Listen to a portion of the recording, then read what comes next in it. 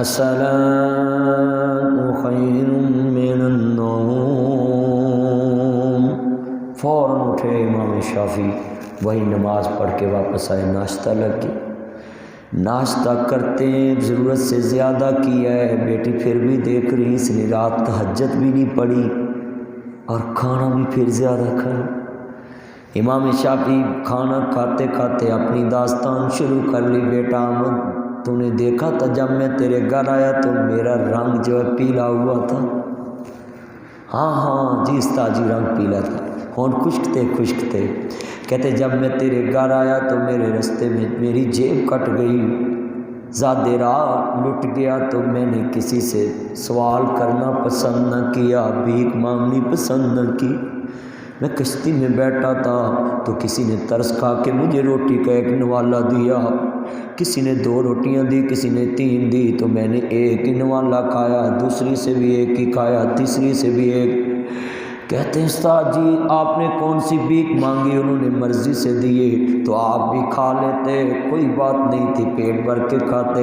کہتے بیٹا احمد ایک ہی بات نے کھانے نہیں دی، ڈر لگتا تھا کہیں حرام کا لقمہ میرے پیٹ میں نہ چلا جائے۔ تو کہنے لگے استاد جی پھر وہ ایک لقمہ کھایا تو وہ بھی تو حرام کا ہو سکتا ہے؟ تو کہنے بیٹا میں نے قرآن کی نص سے کھایا کہ جب جان جاتی ہو تو حرام کھا کر اپنی جان بچا لینا، یہ پیٹ کی آگ بچا لینا اگر تمہیں حلال نہ ملے، تو میں نے اس نص سے کھایا۔ یہ مفسر قرآن ایسے نہیں ہوتے، یہ خود بھی تفسیر پہ عمل کرتے ہیں، اسی لیے تو انشاءاللہ قرآن کی تفسیر کرا دیتا۔ امام صاحب کہتے ہیں پھر میرے گھر میں کیوں کھانا اتنا زیادہ کھایا ہے؟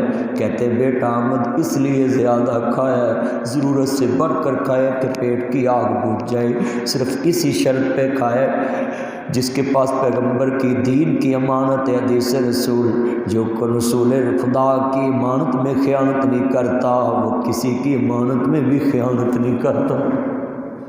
میں نے اس لیے کھایا کہ مجھے یقین ہے کہ تو کسی کا حق نہیں دباتا، کہ اپنے مال میں کسی کے ساتھ زیادتی نہیں کرتا اور حرام کا مال نہیں جمع کرتا۔ بیٹی اونچی اونچی رونے لگ پڑی، اندر گئے امام احمد تو کہتے بیٹی کیوں رو رہی ہے؟ بابا آج مجھے پتہ چلا ہے واقعہ امام شافعی تمہاری دعاؤں کے مشتاق ہے، کہ دعاؤں میں آپ جو تہجد میں ان کو یاد کرتے ہیں یہ واقعی ولی اللہ انسان۔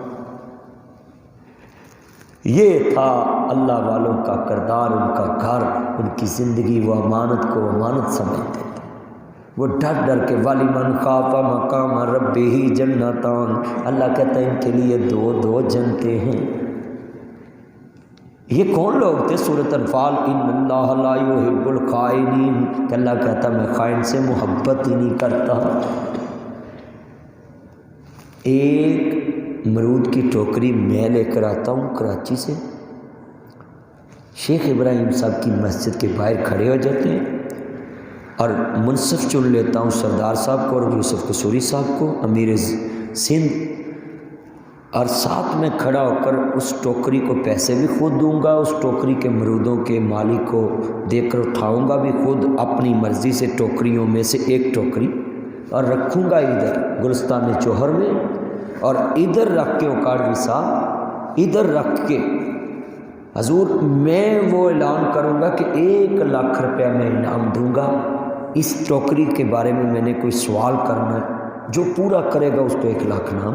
لوگ کٹھے ہو جائیں گے، میں بھی ہوں گا، آپ بھی ہوں گے، میں اس بڑے مجمع میں کہوں گا کہ یہ اخبار بھی اتارنے لگا ہوں، اس پہ جو پرالی لگی ہے وہ بھی اتارنے لگا ہوں، جو رسی لگی ہوتی ہے وہ بھی کھولتا ہوں، جو اوپر والی تہ پہ مرود لگے ہیں اسی طرح کے سیم نیچے تک دکھا دیں، 1 لاکھ روپے انعام دے دیتے۔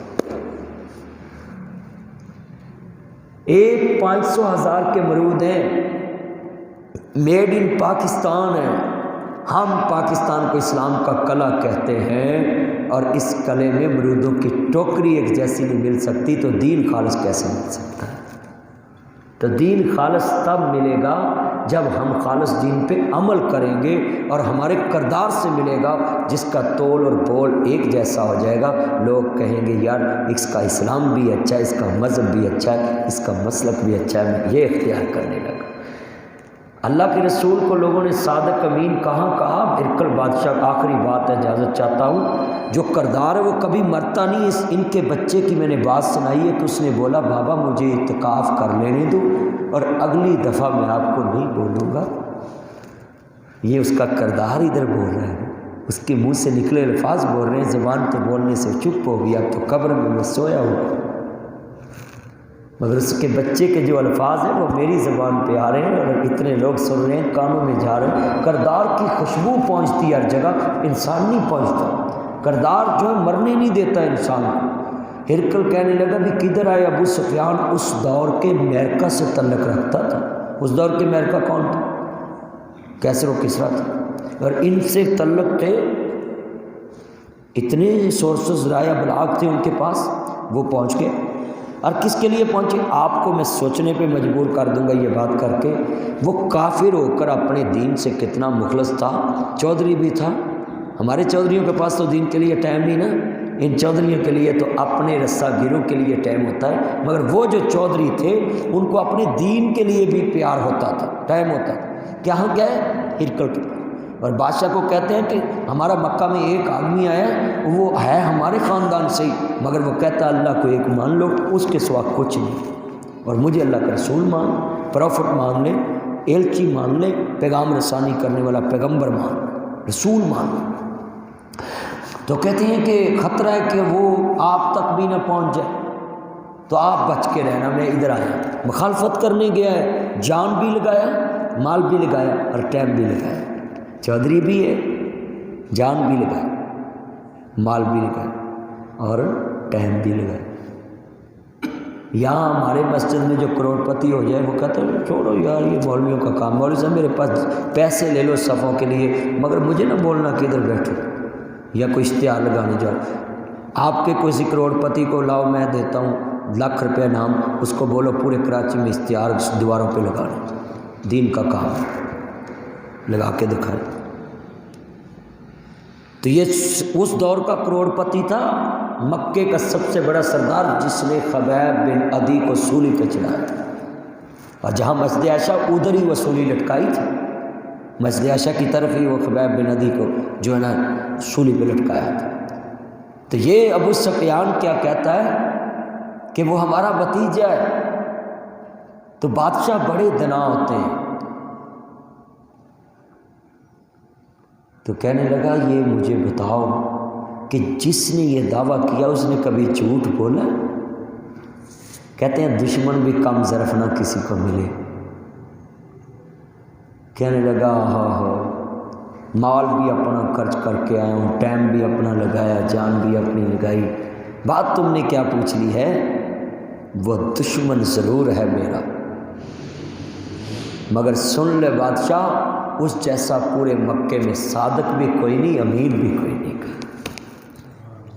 مجلس بھی دشمن کی، بیان کرنے والا بھی دشمن، سننے والے بھی دشمن، غیر تو تعریف کہاں ہو رہی ہے؟ اس کے دربار میں۔ یہ کردار بولتا تھا نا، تو آج ہم محمد عربی کے غلام ہو کر کردار سے بالکل خالی ہو چکے ہیں۔